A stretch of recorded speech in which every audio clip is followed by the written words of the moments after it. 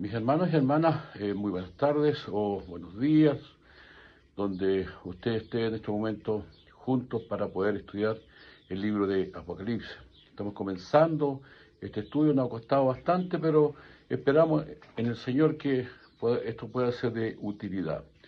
Hemos visto hasta el momento algo de la introducción. El propósito de este libro es dar a conocer a Jesucristo como el Señor, como el dueño de la historia, como el que marca los hitos del tiempo de la humanidad.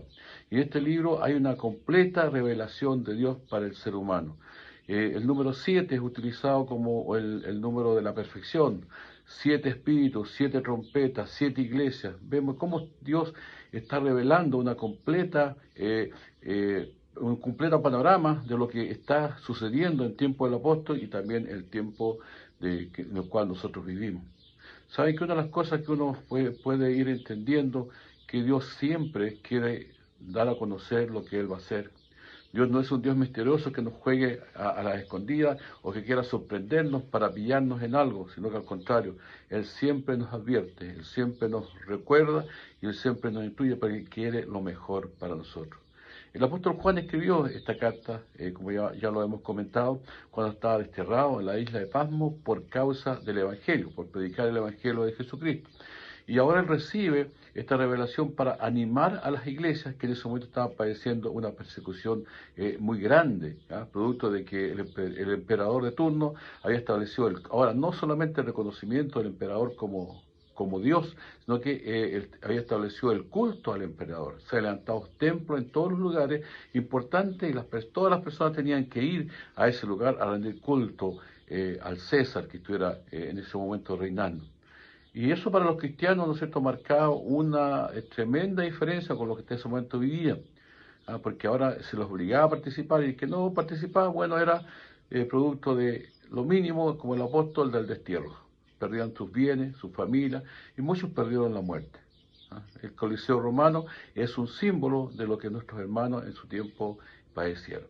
Entonces el apóstol está aquí hablando, dice que, como decíamos, él está hablando, conversando con el Señor en el día domingo, el día del Señor, recibió esta revelación de parte de Dios. Y le dice, toma y escribe lo que ves.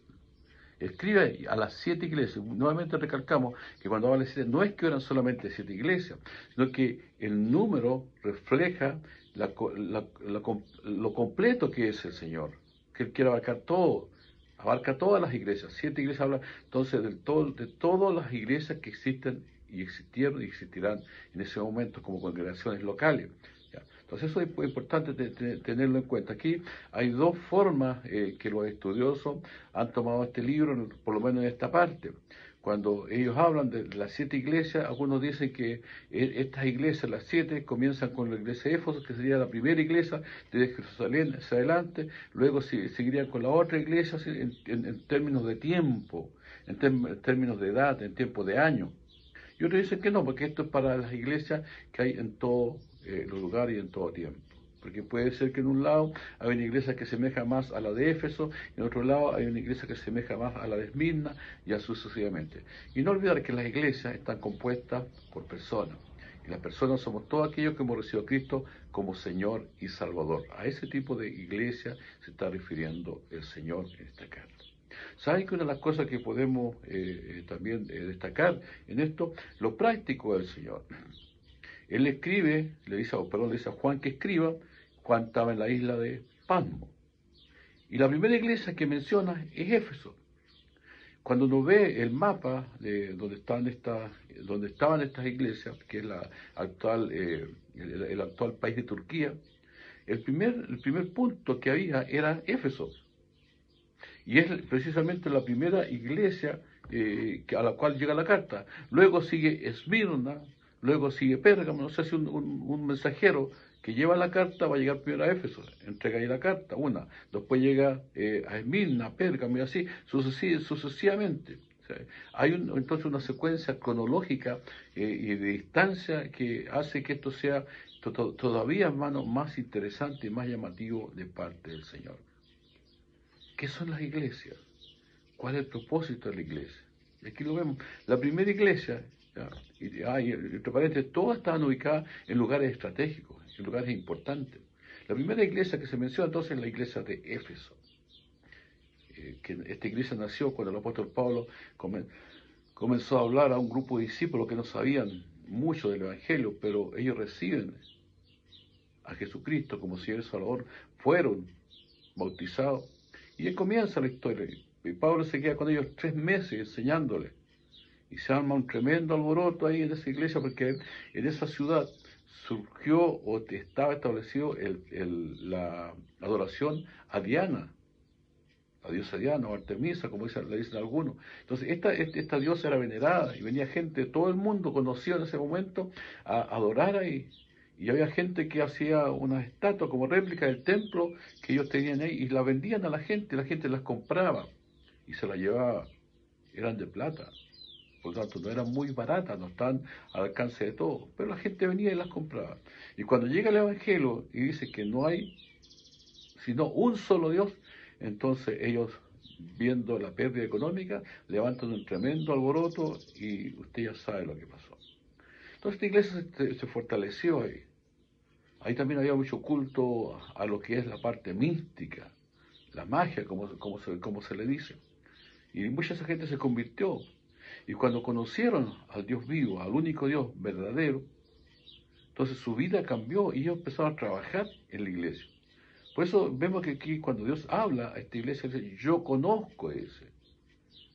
¿Qué no conoce Dios? Sino todo. Él conoce, le dice, yo conozco ese. Después de decir que es el que está en medio de los candeleros, de los 7 candeleros, dice, yo conozco tus obras. O sea, yo conozco lo que tú haces. Muchas veces nosotros decimos que vamos a hacer algo, pero no lo hacemos. Pero aquí está una iglesia que obraba. Y dice, y no era una iglesia que oraba en base a calendario, en base a actividades, sino que es una iglesia que trabajaba arduamente. Conozco tus obras y tu arduo trabajo. Y no solamente eso, sino que ellos eran constantes. La paciencia también es recalcada por parte del Señor.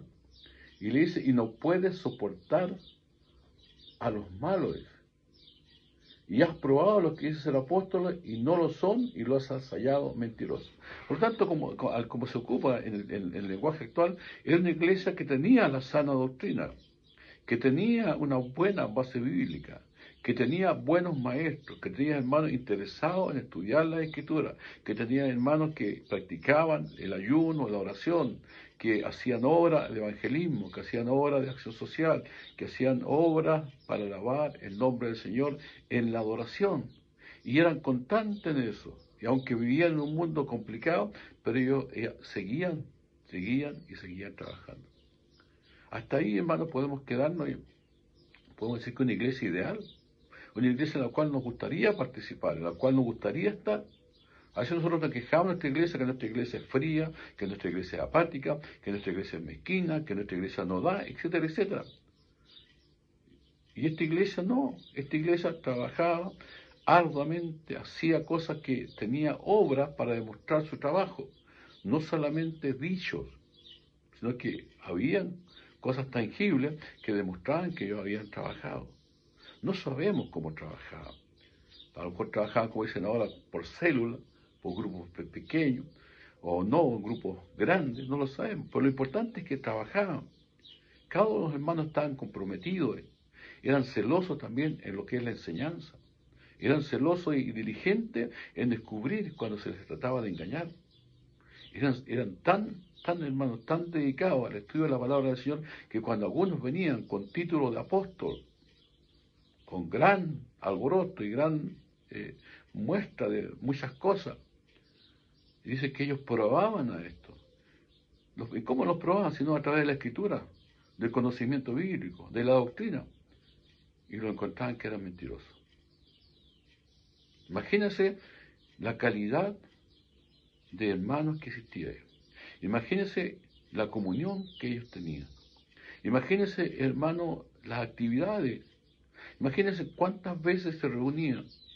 Imagínense usted, hermano, cuánto ellos dedicaban de su tiempo para la obra del Señor.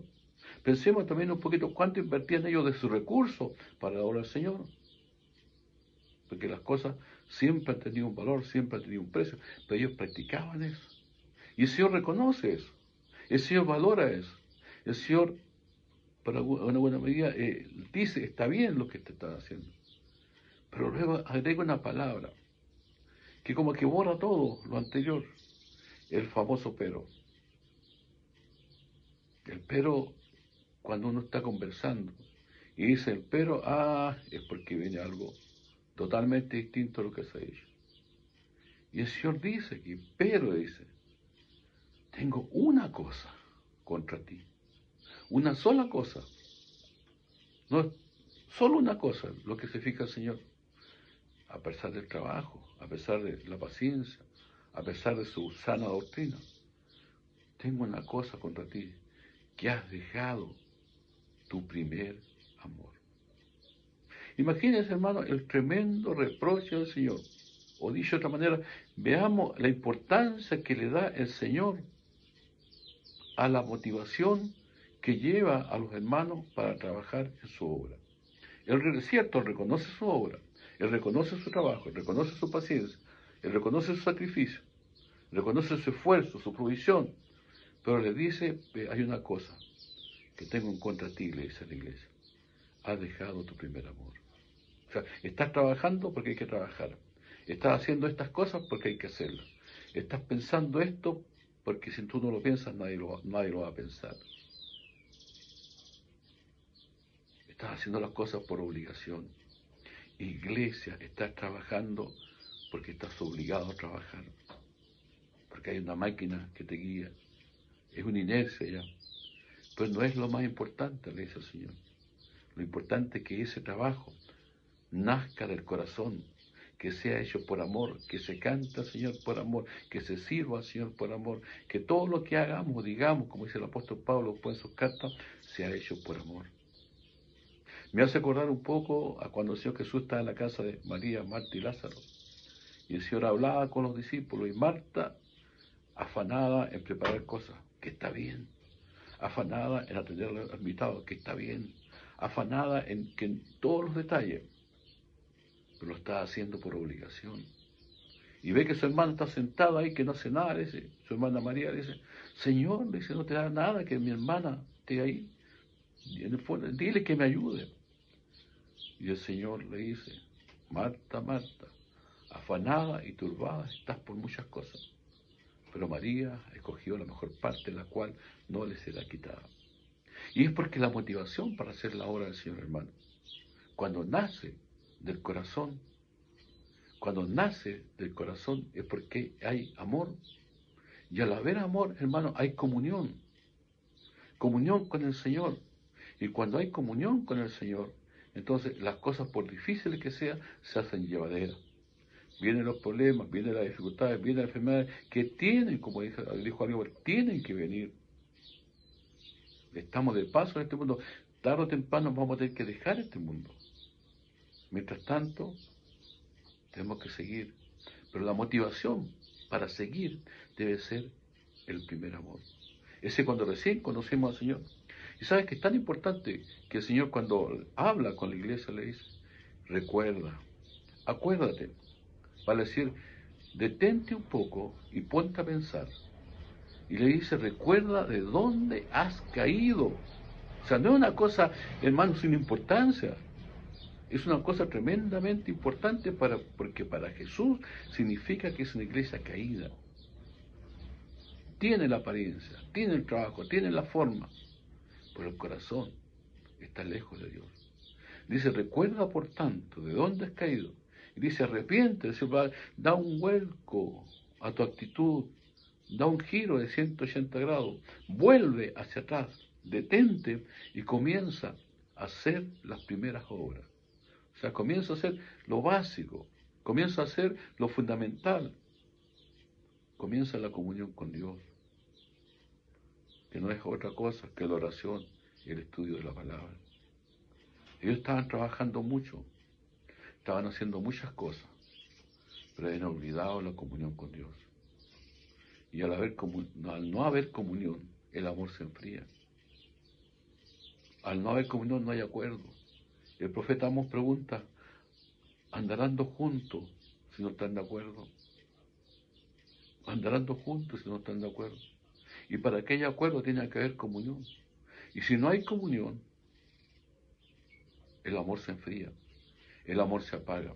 Y eso es lo que pasó con esta iglesia. Por eso Jesús les reconviene, les llama la atención y le dice que no es cosa sencilla o fácil o liviana lo que ellos están padeciendo, una cosa tremendamente importante. Recuerda, por tanto, de dónde has caído y si arrepiente ya las primeras obras. Y el Señor no solamente les previene, no que les dice que para Él es tan importante que si ellos no hacen eso, dice que Él va a venir y va a pelear en contra de su iglesia. El creador de la iglesia, que dio su vida en la cruz del Calvario por esa iglesia, ahora va a venir a pelear en contra de su propia iglesia. ¿Y qué va a hacer el Señor? Dice que iba a quitar el candelero de su lugar si no tuvieras arrepentido. El candelero es la iglesia. De ese lugar. No es que los hermanos vayan a ser expulsados, no es que los hermanos vayan a ser levantados, no, sino que ese grupo va a seguir siendo un grupo, va a seguir siendo un cuerpo de institución, pero va a dejar de ser la iglesia, porque el candelero, recuerden, en el capítulo 1 dice, los 7 candeleros son las 7 iglesias. Entonces el candelero es la iglesia. El Señor va a quitar su iglesia de allí. Va a ser un grupo, como decíamos. Va a ser una institución. Va a ser un cuerpo social. Va a ser un cuerpo de coinonía, como se llama ahora. Va a ser un cuerpo de... Ellos pueden pertenecer, pero va a dejar de ser la iglesia de Cristo. Y es triste.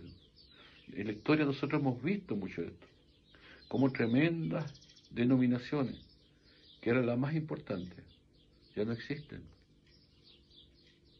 También iglesias o templos donde se congregan grandes congregaciones, con grandes siervos y siervas de Dios. Hoy son restaurantes o están abandonados. Tremendos templos que están vacíos. Y es porque la iglesia dejó su primer amor.